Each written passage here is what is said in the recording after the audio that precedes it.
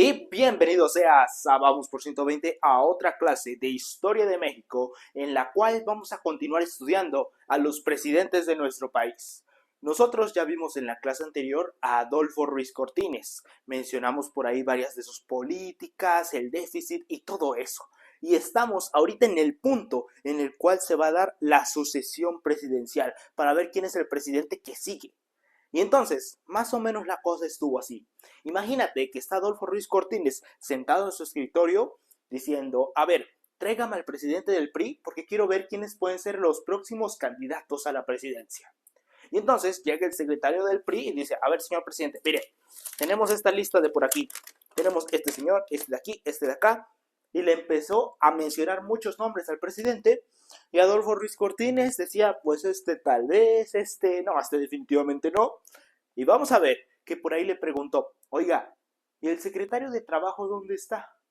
Y entonces el presidente del PRI empezó a checar y dice, a ver, Adolfo López Mateos. Híjole, pues está hasta acá abajo y todavía no tiene campaña. Vamos a ver entonces que el presidente del PRI, el presidente Adolfo Ruiz Cortines dice, no se diga más, él va a ser nuestro candidato a la presidencia. Y entonces, el presidente del PRI dice, ah, caray, bueno, a las cosas así funcionan, por medio del dedazo, el presidente elige quién va a ser el próximo candidato, así que no se diga más, el candidato a la presidencia va a ser Adolfo López Mateos. Y listo, ahí surge por ahí un concepto que le dicen el tapado, porque muchos se sorprendieron cuando escucharon que Adolfo López Mateos iba a ser el próximo candidato a la presidencia, porque nadie lo tenía como tal en consideración. E inclusive ya había otros candidatos por ahí que ya tenían campaña y todo listo para ser los próximos candidatos a la presidencia y ya les tumbaron todo porque el padrino político de Adolfo López Mateos, que en este caso es Adolfo Ruiz Cortines, dijo, el candidato va a ser él. Y bueno, vamos a hablar un poquito acerca del contexto de este presidente porque no estuvo al 100%, digamos, durante su mandato. Este señor, cuando iniciaba su candidatura, se dio cuenta que tenía aneurismo cerebral. ¿En qué consiste esto de por aquí? Pues mira, más o menos consistía en que las venas como que se le hinchaban y no le dejaban pasar muy bien la circulación. Y esto le afectaba porque había momentos en los que sentía dolores intensos, ya no podía hacer nada. Y una de las maneras que él tenía como para dilatar sus venas y estuviera en mejores condiciones era justamente tomar alcohol. Evidentemente, tomar alcohol y ser presidente no se llevan como tal mucho de la mano, al menos que tomes en exceso, porque muchas veces el presidente, al tratar de dilatar sus venas para sentirse mejor, ingería mucho alcohol y esto hacía que no estuviera en sus cinco sentidos. Esto pues sí le afectó, digamos, a la larga en su cargo presidencial porque por ahí sus secretarios a veces eran medio abusivos y lo hacían firmar decretos o cosas por ahí en los cuales el presidente ni siquiera sabía bien qué estaba haciendo, pero sus secretarios de alguna manera se estaban beneficiando de eso que estaba firmando el presidente. Así que con este contexto de por aquí, vamos a ver que inicia el sexenio de Adolfo López Mateos, que fue candidato y de ahí se convirtió ahora sin presidente de 1958 a 1964. Y vamos a ver que sus secretarios por ahí medio abusivos son estos de por aquí. El secretario particular Humberto Romero Pérez y el secretario de partido Donato Miranda Fonseca. Bueno, estos nombres no es necesario que te los aprendas, solamente te estoy dando un poquito de contexto de cómo está esto de por aquí. Y estos señores, te digo, eran los que a veces hacían que firmara cosas López Mateos para darles un beneficio más que al pueblo, a las obras, para ellos. Ahora, dirás, oye, entonces el gobierno de Adolfo López Mateos estuvo controlado por sus secretarios y no por él. Y la respuesta es más o menos. El presidente sí hizo varias cosas, sus secretarios también por ahí hicieron muchas cosas y tenían mucho poder. El problema era que los secretarios no tenían como tal todo el poder. Entre ellos dos sí tenían el poder, digamos, administrativo, pero no tenían el poder político, porque el secretario de Gobernación, adivina quién es, este señor de por aquí, Gustavo Díaz Ordaz. De seguro, ese sí te suena como presidente que es el que sigue, ¿no? De 1964 a 1970. como que sí nos suena este señor de por aquí. Y vamos a ver que estos dos no se llevan para nada con Díaz Ordaz. Tanto es así que estos luego le decían por medio de la línea telefónica, se hablaban y decían que Díaz Ordaz era Tribilí. Así le pusieron de apodo justamente al presidente, al próximo presidente. Pues bueno, vamos a ver que Díaz Ordaz, como buen secretario de gobierno, grababa todas esas conversaciones y las escuchaba después y decía, hijos de su... Ya te imaginarás, ¿no? Díaz Ordaz era una persona muy explosiva y pues sí, se tenía esta rivalidad, estos administrativos y estos políticos. Y bueno, con todo esto ya tenemos como que el contexto en el cual se encuentra el presidente Adolfo López Mateos. Él estaba como que enfermo con el aneurismo cerebral, lo destaparon así mágicamente con el dedazo y vamos a tener que sus secretarios van a tener un gran control, pero no todo porque entre ellos mismos se están peleando. Ahora sí vamos a pasar, ¿qué fueron las obras relevantes durante este sexenio?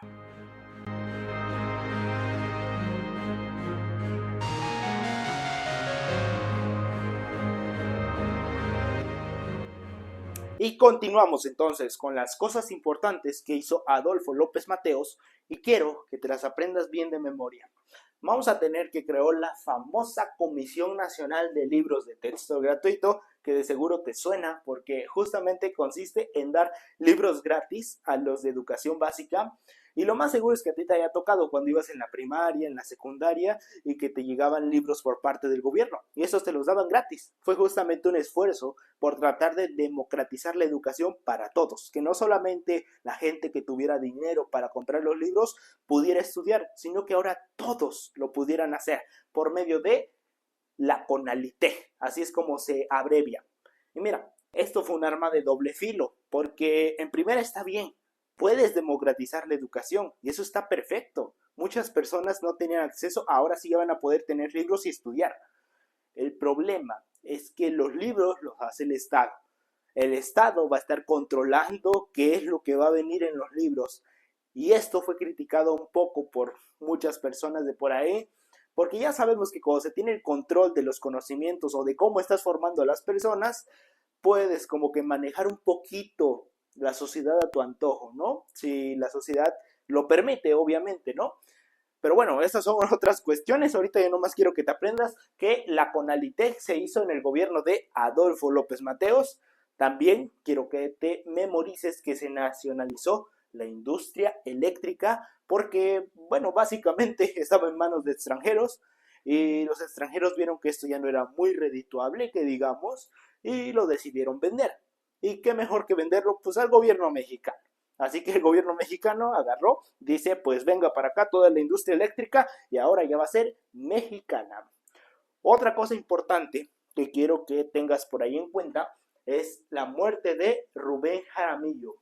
¿Y en qué consistió más o menos esto de la muerte de Rubén Jaramillo? Mira, Rubén Jaramillo como tal era un luchador social que al estilo de Emiliano Zapata, que luego se andaba metiendo también por ahí en las tierras que eran privadas, y vamos a ver que este luchador como que lo trataron de calmar en el gobierno justamente de Adolfo López Mateos, como que ya estaba todo tranquilo, pero de repente se da la noticia que lo mataron a Rubén Jaramillo, a su esposa y a sus hijos, y los dejaron por ahí tirados en Xochialco. Esto causó mucha indignación y obviamente el primer culpable fue López Mateos. Esta fue como que, digamos, algo muy perjudicial durante su sexenio, fue como que lo malo que lo marcó a él, porque dicen, mira, tuvo que ser el presidente, no fue nadie más. Después se descubrió por ahí, entre comillas, ¿no? Que el autor de todos estos hechos había sido por ahí un general, pero después lo hicieron hablar y dijo, pues mira, el que me mandó como tal fue ese tal Humberto Romero, ¿no? Que era el secretario, ¿no? De Adolfo López Mateos. Así que podríamos decir que, pues sí, fue el gobierno de Adolfo López Mateos, aunque no se sabe bien a ciencia cierta si de verdad fue López Mateos. Pero bueno, vamos a ver que este fue uno de los acontecimientos que causó mucha indignación a las personas, la muerte de Rubén Jaramillo. Otra cosa importante es que creó el famoso ISSSTE. Si tu papá trabaja por ahí en algo del Estado, de seguro has escuchado que las pensiones del ISSSTE, el seguro del ISSSTE y todo eso de por ahí. Esto también apréndetelo de memoria. devolvió el territorio del chamizal. Mira, ¿qué cosa es el chamizal? El chamizal es un territorio que está en el norte de México, ¿no? En el norte de México ya recordarás que pasa el río Bravo. Pues bueno, ese río Bravo tuvo como que no sé, un capricho de desviarse, que pasaba por aquí y de repente como que se hizo más para abajo todavía. Y entonces hubo un territorio que quedó mero ahí en medio, que estaba, antes el río pasaba por aquí y ahora pasaba por acá abajo. Entonces este territorio que quedó ahí en medio, los estadounidenses durante mucho tiempo dijeron, pues bueno, ese territorio pues ahora ya es de Estados Unidos. Dijimos que la frontera era como que el río Bravo y si el río se hizo para abajo, pues ahora esto de por aquí es de Estados Unidos. Evidentemente, el presidente de México en esos tiempos, porque esto se peleó desde hace 1860 y tantos, ya tenía como 100 años la disputa, el presidente de México dijo, ahora, no, ese territorio es mexicano, aunque el río haya cambiado su trayectoria, nosotros ya habíamos fijado que ahí donde pasaba el río es la frontera, el río Bravo y ya. Bueno, vamos a ver que se hizo una disputa por esto de por aquí, y al final de cuentas, con el poder de, digamos, de oratoria que tenía Adolfo López Mateos, convenció al presidente de Estados Unidos, que en esos tiempos era John Kennedy, vamos a ver que lo convenció para que al fin dijera, ¿sabes qué? Vamos a reubicar esto de por aquí, porque había muchas personas que estaban ahí, nos vamos a repartir los gastos para reubicar bien a las personas y este territorio ahora sí ya va a ser como tal mexicano. Órale, ahí está, porque lo invadieron también varios estadounidenses hace muchos años y entonces un territorio pues digamos chico, pero más o menos digamos representativo, digamos para México, como que regresa de Estados Unidos a México, ¿no? Y ahora sí, recuperó el territorio del chamizal. Esto es un gran logro diplomático para México y es algo de por lo que se sienten orgullosos. Hay inclusive hasta un parque, me parece, donde se encuentran. Y pues bueno, esto, lo de la devolución del territorio del chamizal, se hizo, acuérdate, en el gobierno de López Mateos. Ya te dije todo lo que está de otro color. La Conalitec con López Mateos. Se nacionalizó la industria eléctrica con López Mateos.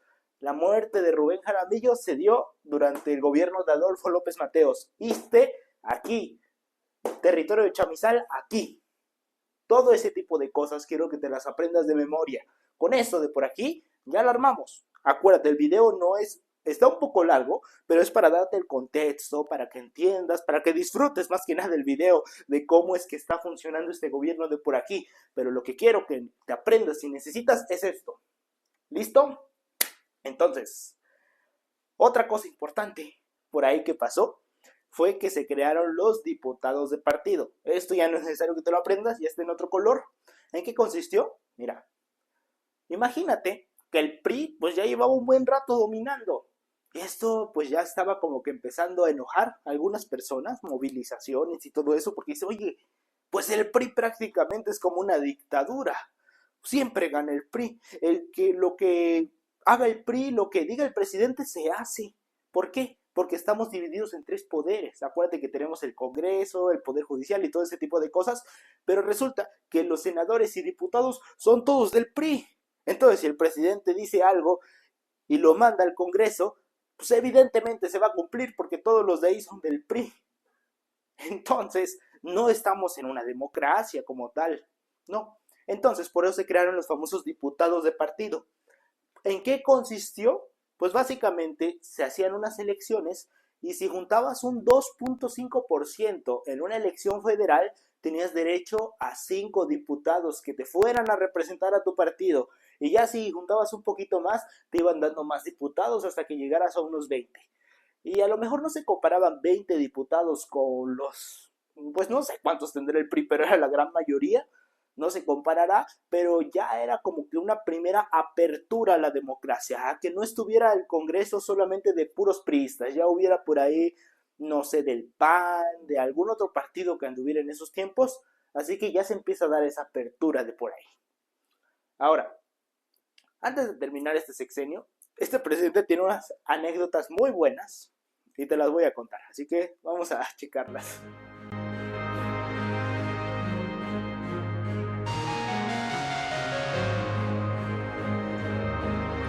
y te platico un poco acerca de las anécdotas que tenía este presidente para que veas cómo era su carácter y cómo pues mucha de la población pues le caía bien el presidente. Una de sus anécdotas fue en Baja California. Resulta que el gobernador iba a inaugurar por ahí un edificio y le llamó y le dijo, oiga, presidente, vamos a inaugurar este edificio de aquí, necesitamos su presencia. Va a haber bailes, va a haber comida, bebida y van a venir muchas personas distinguidas. El presidente, evidentemente al ser alguien que le gustaba andar viajando, feliz, contento, pues dice, vamos. Y entonces fue hasta Baja California y ahí estuvo feliz el presidente comiendo, bebiendo, tranquilo. Y de repente ve que entre los invitados empiezan a llegar muchas parejas. Pero en particular por ahí le llamó la atención una señora de 40 años que para el presidente le resultó muy bonita.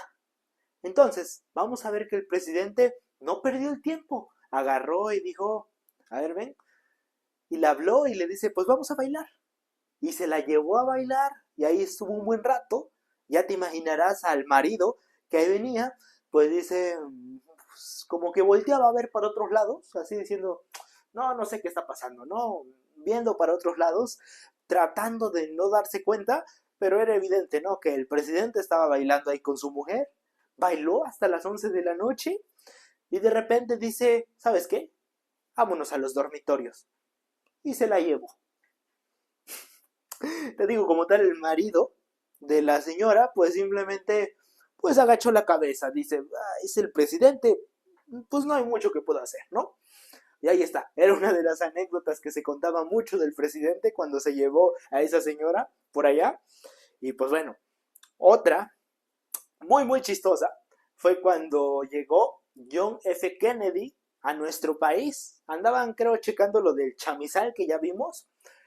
Vamos a ver que lo que hizo más o menos Kennedy fue andar aquí en las reuniones y por ahí se fijó en el reloj que tenía López Mateos. Entonces Kennedy le dice, oye, presidente, su reloj está muy bonito. Entonces López Mateos al escuchar esto de aquí dice, ¿te gusta mi reloj? Mira, si te gusta mi reloj, te lo regalo. Evidentemente, Kennedy al escuchar esto de aquí dice, no, no, no, yo no puedo aceptarle su reloj, ¿no? ¿Cómo cree? A lo que López Mateos le responde, no, no, no, si usted no me lo acepta, yo me sentiré ofendido. Aquí en México, cuando vemos que a otra persona le gusta lo que nosotros tenemos, se lo regalamos. Entonces, al oír esto, Kennedy dice, bueno, si es como que una costumbre de ustedes, está bien. Y entonces agarró Kennedy y se puso el reloj. Y vamos a ver que después de un tiempecito por ahí, andaba Kennedy con su esposa y de repente López Mateos le dice, oiga señor, está muy bonita su esposa, me gusta. A lo que John F. Kennedy de repente agarró, se quitó el reloj y le dice, mire, aquí está su reloj, señor presidente. A usted le gustará mi esposa, pero yo no pienso regalársela. Y bueno, esa fue otra de las anécdotas que vivió con el presidente de los Estados Unidos. Y con esto creo que ya te das cuenta que el presidente pues era un tipazo, ¿no? Era como que ese típico pues mexicano, alegre, que era cercano al pueblo, tranquilo, y puede que en su administración no se hayan hecho cosas así muy muy grandes, pero pues sí se hicieron cosas buenas. Y por su carisma, muchos dicen que es el mejor presidente que ha tenido México en los últimos años. Y pues sí, fue buen presidente. En mi opinión, no creo que haya sido el mejor, pero sí es buen presidente, ¿no? Aunque muchos te digo que más que nada por su carisma y su manera de ser, dicen, es que ese era el mero bueno, el mero presidente chido. Y pues ya está, con esto ya te das cuenta más o menos de cómo era López Mateos, el cariño que sentía las personas por él, y pues bueno, era bien divertido.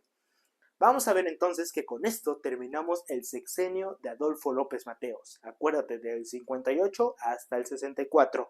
Ya te dije que cosas te tienes que aprender de memoria.